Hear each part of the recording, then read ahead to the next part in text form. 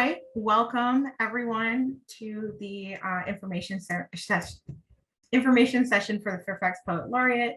The application is currently open, so I hope you've had a chance to go ahead and look at that.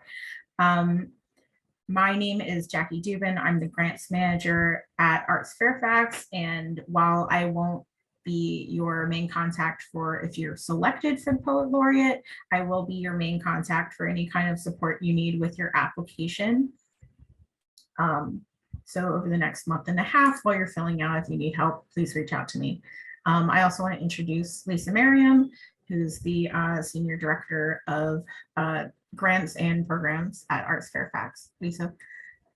Hi, nice to be giving this presentation today, and sorry that I can't see you, but we appreciate you joining us. And I also am available if you have any questions about the application or the Poet Laureate in general.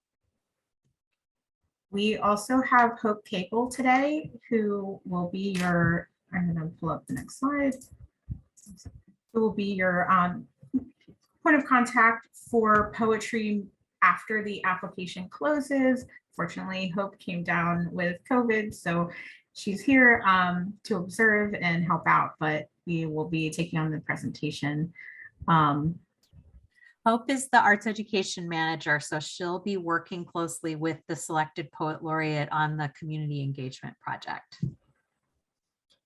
And you see on that slide our other staff members. So we'll first give you an introduction about Arts Fairfax, and then get into details about the Fairfax Poet Laureate program, our first Poet Laureate, and then details about the application and review process. We'll also show you a walkthrough of the application and talk about the resources that are available to you. Great. So first up, we just wanted to share a little bit about Arts Fairfax with you. So Arts Fairfax is the designated local arts agency for Fairfax County. We just recently went through a strategic planning process. We have a new strategic plan for 2022 and the next 5 years that has just been approved. And we updated our mission statement to Arts Fairfax is dedicated to expanding support for and access to the arts and culture opportunities for all of Fairfax County. And the Poet Laureate and the poetry program are an important part of that. Although it's a relatively new program, we've just had our first Poet Laureate, Nicole Tong, as the inaugural Poet Laureate. We've already seen a lot of engagement spilling over into all the areas that Arts Fairfax works in. So that includes community engagement. We have an arts directory and an events calendar. And we hope that everyone has listed themselves in the arts directory. And if you're doing readings or you have other performances or book signings, anything like that, you can add it to the events calendar. We also provide artist residencies, and we're super excited that we just recently completed a residency, which was the inaugural Poet Laureate's residency at the Juvenile Detention Center. Tell you a little bit more about that later. And we are working on the Master Arts Plan for the Arts for Fairfax County. The plan for arts facilities is nearing completion and approval by the county, and we're gearing up to start on a public art master plan. So some other areas that Arts Fairfax works in, we have an annual event called the Arts Awards. It's a really wonderful event that is in October. We do arts advocacy at the local, state, and also federal level. We have more good news to share, which is that for FY23, the county has approved an additional $250,000 to Arts Fairfax for grants. So that is enabling us to expand our grants program. We have a project support grant, which is going to be opening up on the 22nd of June. We also provide professional development for both artists and arts organizations. We're just trying to get the word out about all the fabulous work that you and the other artists and organizations are doing in the county so that the community can participate in all of the programs. And that in a nutshell is what we do at Arts Fairfax. So the naming of the Poet Laureate is both a high honor and a community engagement program. So our goal is that we're highlighting the importance of poetry and the literary arts in Fairfax County and elevating the art form, as well as the visibility of working poets in our county and engaging new audiences in poetry. So the Poet Laureate, oh, not quite yet, sorry, recognizes professional poets' achievements and their demonstrated history of accomplishments. And it also helps them to pursue their work and promote the art form throughout the county. Okay, thank you. So the role of the Poet Laureate is throughout the two-year term has included leading activities during National Poetry Month. For the past 2 years, during the month of April, we have invited members of the community from all walks of life, all professions, all ages, including many poets, well-known poets as well, to read a poem, one each day during the month of April. And we hope to be able to continue that. The Poet Laureate also does an inaugural reading and then works closely with the Arts Fairfax staff and community partners on a poetry engagement project that would take place also during the two-year term.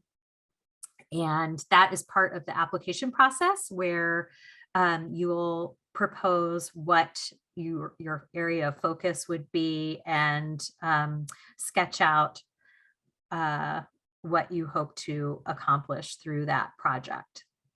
So it could be all different ages, audiences, but the goal is to engage residents in poetry. So the Poet Laureate also will help us to build network and offer opportunities for poets to both share their work, give readings, and engage new audiences as well. The laureate will provide an original poem also at the end of their term. We have posted on our website the inaugural Poet Laureate Nicole Tong's poem. And also the laureate will represent Fairfax County at events. We have a sign up on the Arts Fairfax website, Poet Laureate page, where people can submit requests for appearances and readings and whatnot. And we will review those and mutually agree upon which ones will be prioritized.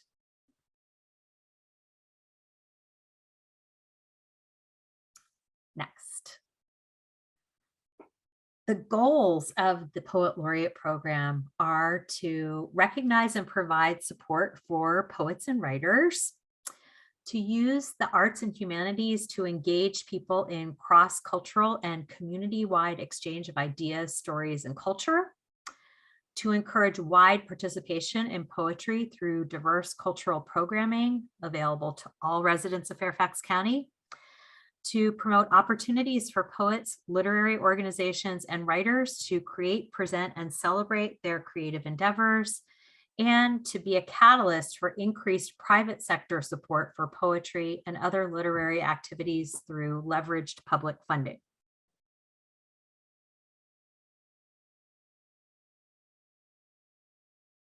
Next slide.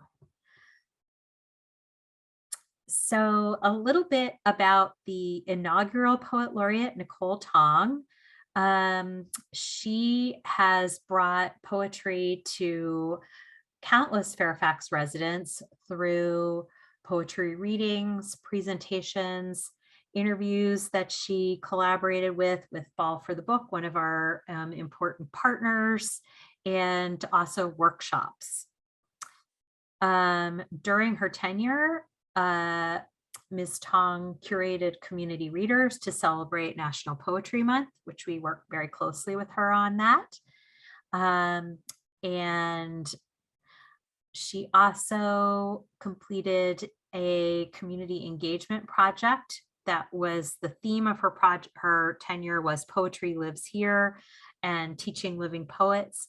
And that was at a new site for us, the Fairfax County Juvenile Detention Center, working with small groups of incarcerated youth to teach them about living poets and work with them on their own poetry as well.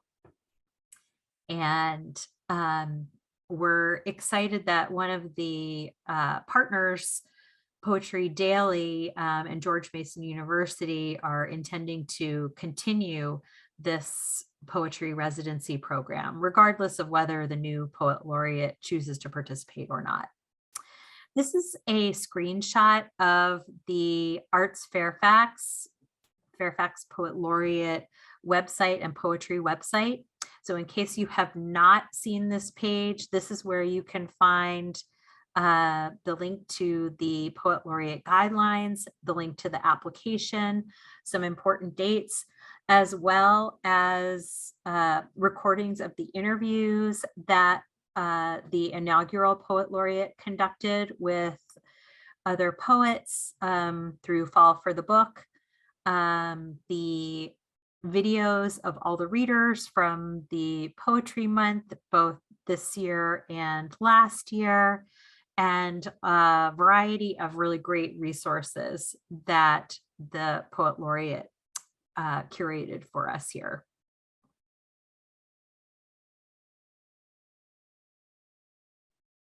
Back to you, Jackie. Yes, so we'll get started on the application itself now. There are 7 main eligibility criteria that you have to meet in order to be able to access the application and be eligible for review.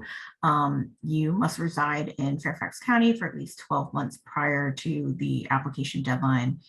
And we'll get into more detail about how to provide the proof of residency. It must be based on a physical home address and not on a PO box or studio or workspace. You also must be 21 years of age and actively working in or deriving income from poetry. We also are looking for experience publishing or presenting original poetry. For anything that you include in the application, you must be identified as the primary author of that work. So that's in your poetry portfolio. All of those pieces must be your original work. And you cannot be currently enrolled in an entry-level or undergraduate poetry or writing program. And for the 2-year period, if you're chosen as the Poet Laureate, you must be willing and able to promote poetry and implement the service project that we require as part of this role. So to submit the required eligibility documents that you need to submit include a photocopy of a valid government identification card. That can be a license, that can be a green card, passport, and also a copy of your proof of residency for the last 12 months. So That's a copy of a lease or rental agreement, mortgage, billing statement, and something that shows that you've been here for at least the last 12 months. You can combine these in a single PDF file and upload. Just follow the directions that are embedded in the application. Here are some examples of what you can submit, including a billing statement that would show record of residency. Also, just want to jump in really quickly there that we do conduct a blind review. So these materials are completely confidential. We only use them to check your eligibility, and they're not shared with the panel or Yes, I outside of our staff. forgot to mention that.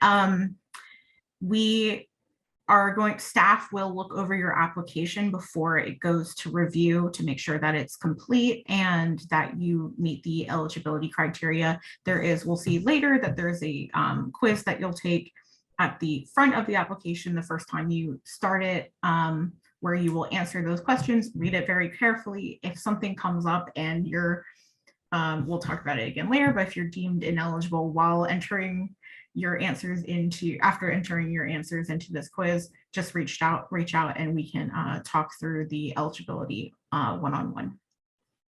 So thanks for that reminder, Lisa.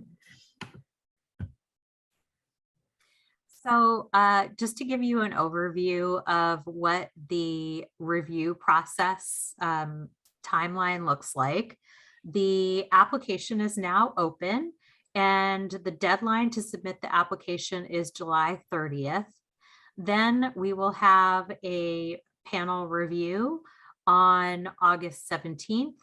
And the announcement of the new laureate will take place in September of 2022.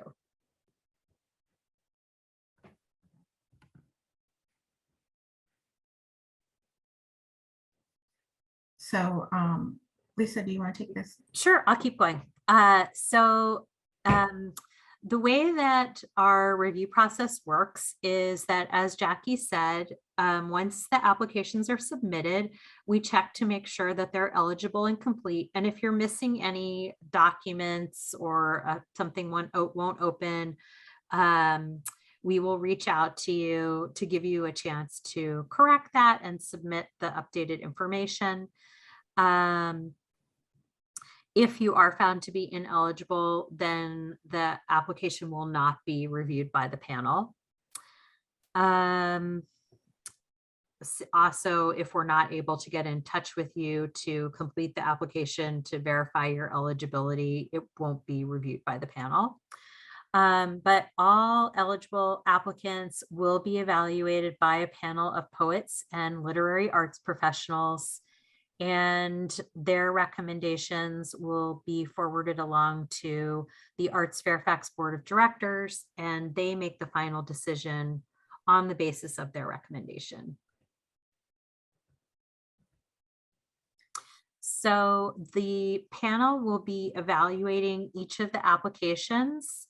We have, I believe, 5 or 6 reviewers on the panel already lined up. They all have a knowledge of or expertise in poetry and are very engaged in the regional poetry community, and they have no conflicts of interest. And they'll be evaluating the applications on 3 criteria: the applicant's record of professional poetry activity and achievement, the artistic merit of the applicant's work, and their poetry engagement, meaning the proposed community service project. And those are all equally weighted. So the Poet Laureate will serve for a 2-year term from October 1st, 2022 through September 30th, 2024. And there is a $5,000 payment for each year of the term.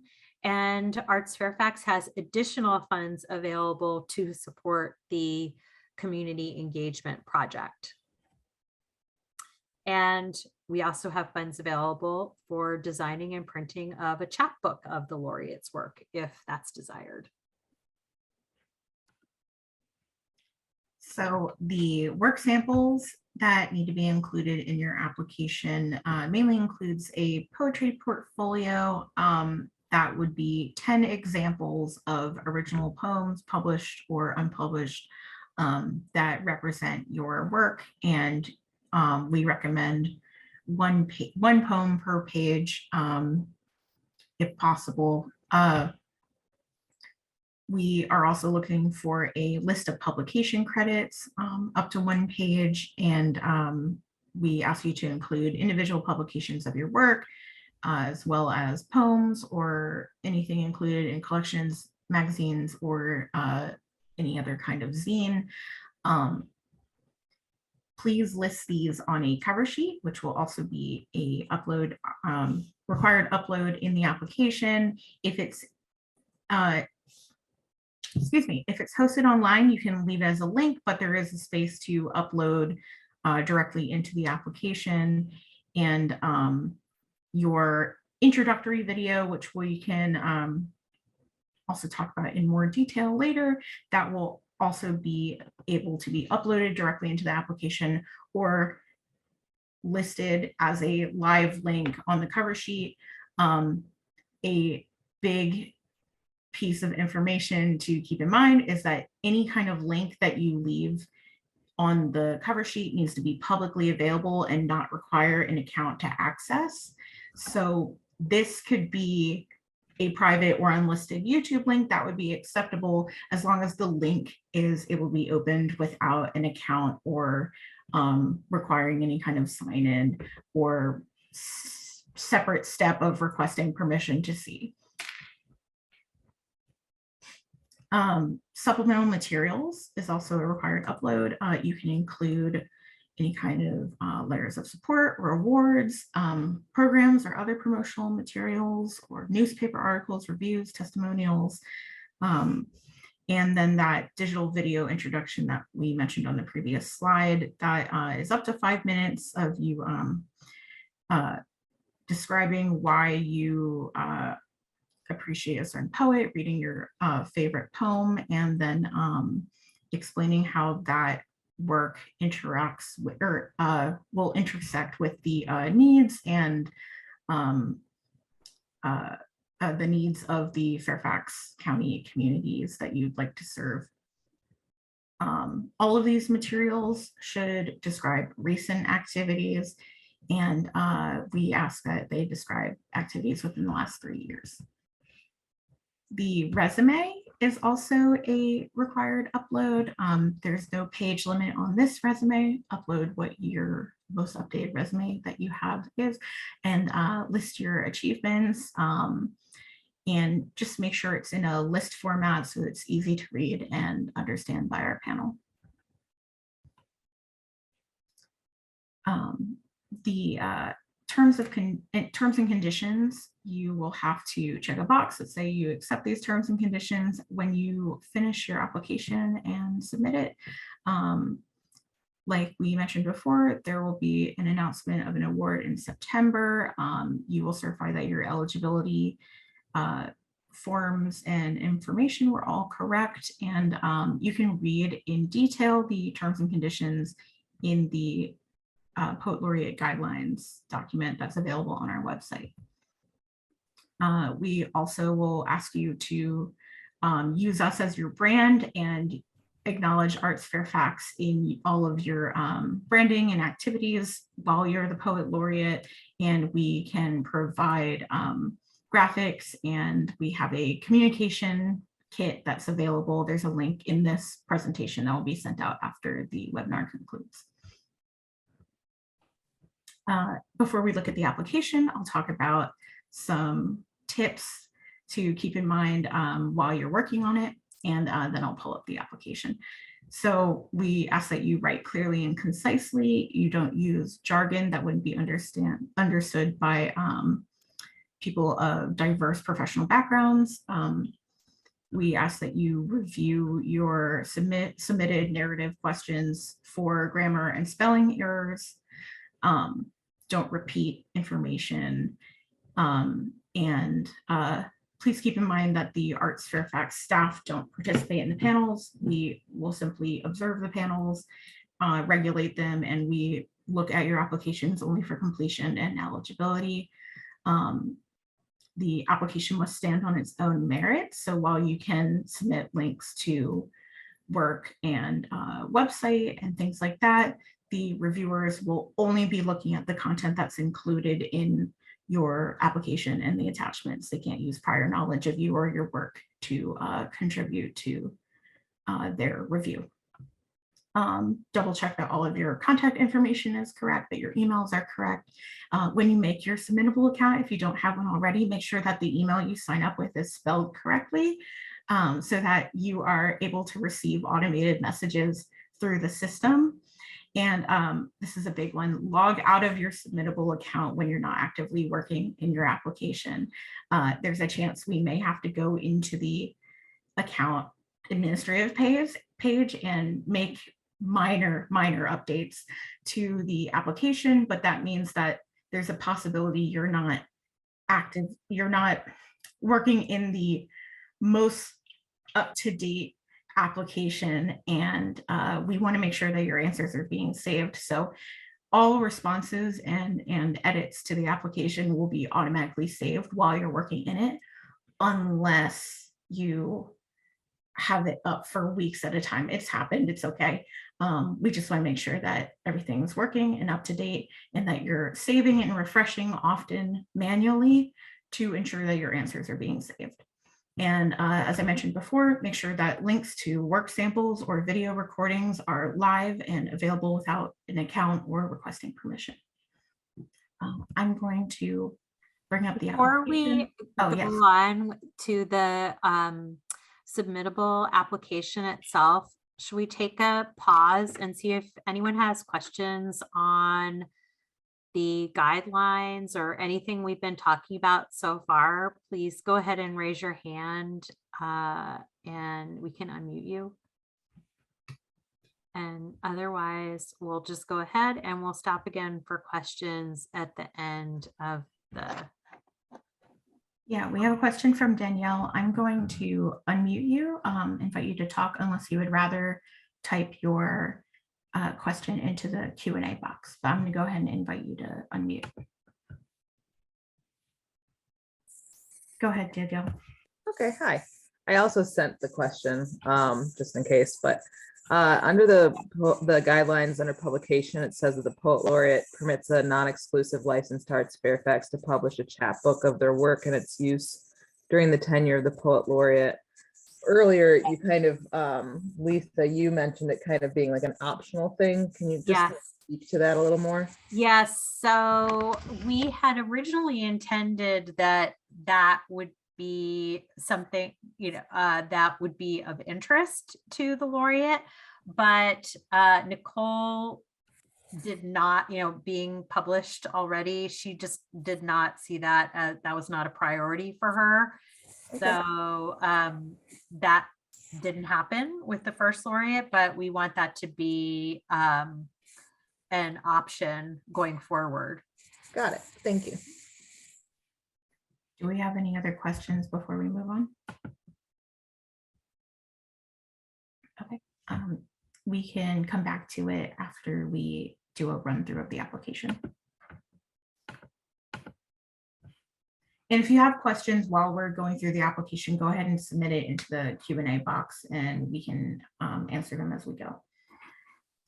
You can pull that up.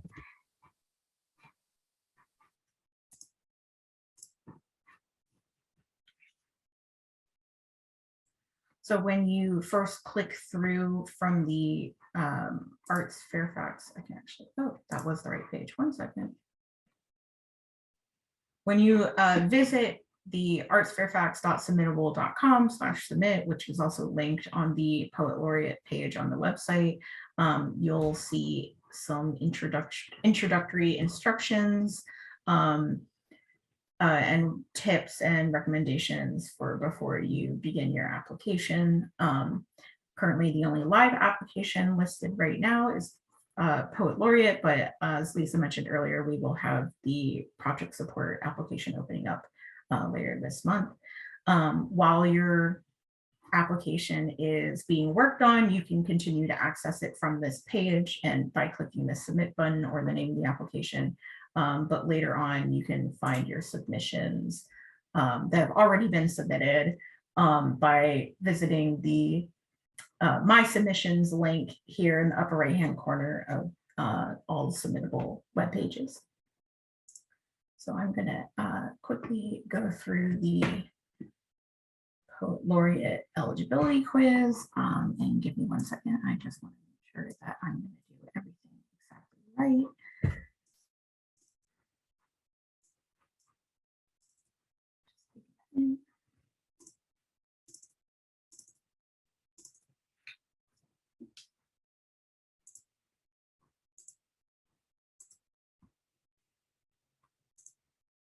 These are the same eligibility criteria that we discussed earlier.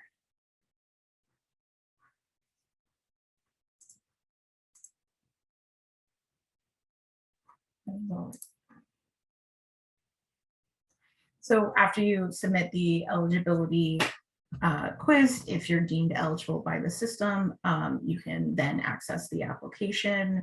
You only have to fill out that quiz the first time, and once you start editing this form, your application will be saved, and you can easily return to this.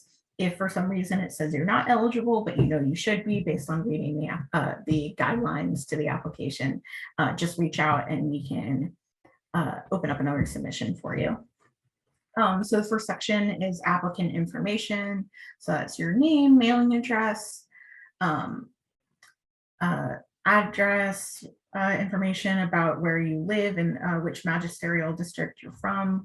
Website, if you have an active website, please list it here because reviewers would like to see where your work is being posted. And the next section, we're asking for a short poet biography, a professional biography, and under all of these long answered questions, there's a suggested word count, not a fixed word count. So in the directions for each question, it will say a range that you can aim for while you're writing your answer, but you can go over and under. This is not a required range. It's just there to help guide you.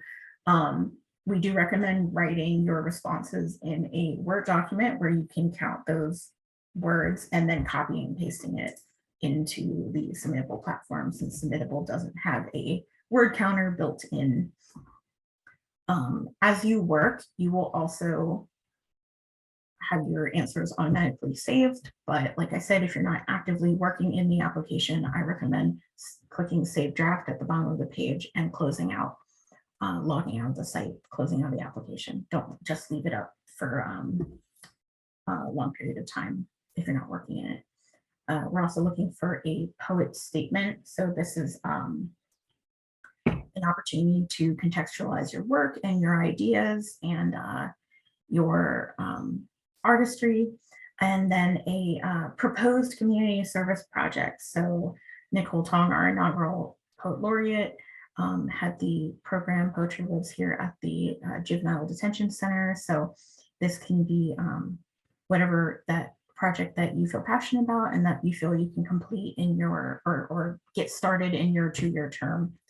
And then here we come to the required upload section. So the cover sheet, where you're going to list links to your, if you choose, to your video submission and other work samples or testimonials, articles that you'd like to submit here, or just give a list of those attachments and describe what they are. That will be uploaded on the cover sheet. Then we have the upload for your poetry portfolio, your supplemental materials, those are those testimonials, articles, etc. And this is also this section here, supplemental materials, is also where you can upload your video introduction if that's where you'd like it to be, as opposed to hosting it on another site. And then your resume upload is also really a separate upload here. And that brings us to the end where you can sign your name and mark your date of submission. Clicking this pulls up a calendar, and you check this box that says I agree with terms of use.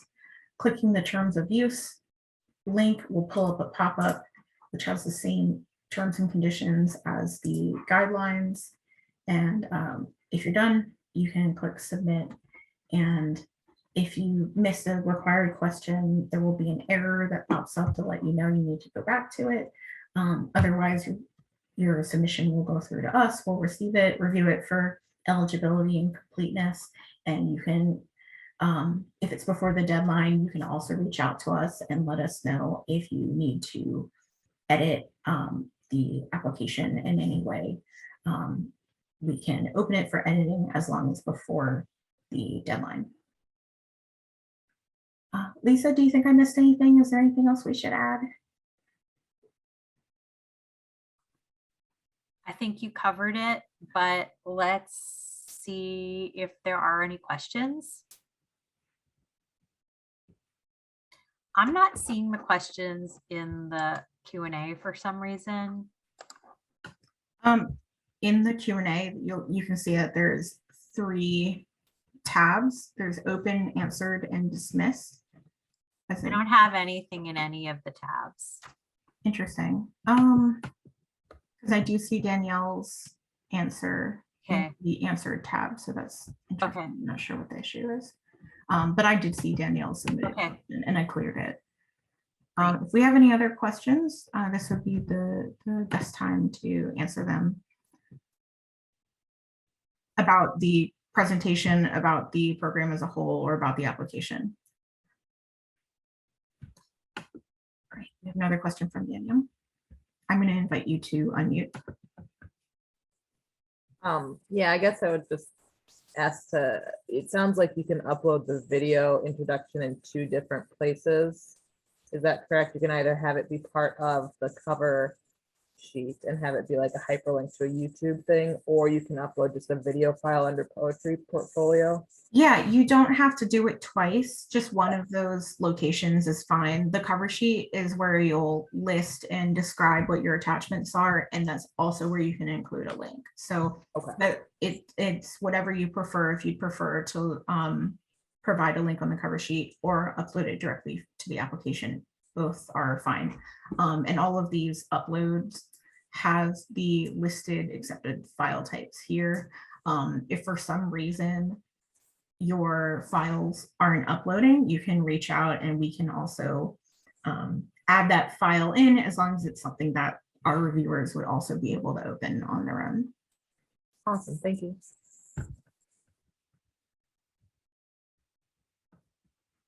Any final questions? Let's show our contact information just in case once you start working on the application, if you have any questions, that's what we're here for. Feel free to reach out to either Jackie or myself. Our contact information is also on the website for Arts Fairfax. And if there's nothing else, we just want to thank you so much for taking the time to join us. And we are so excited to read your applications. And thank you.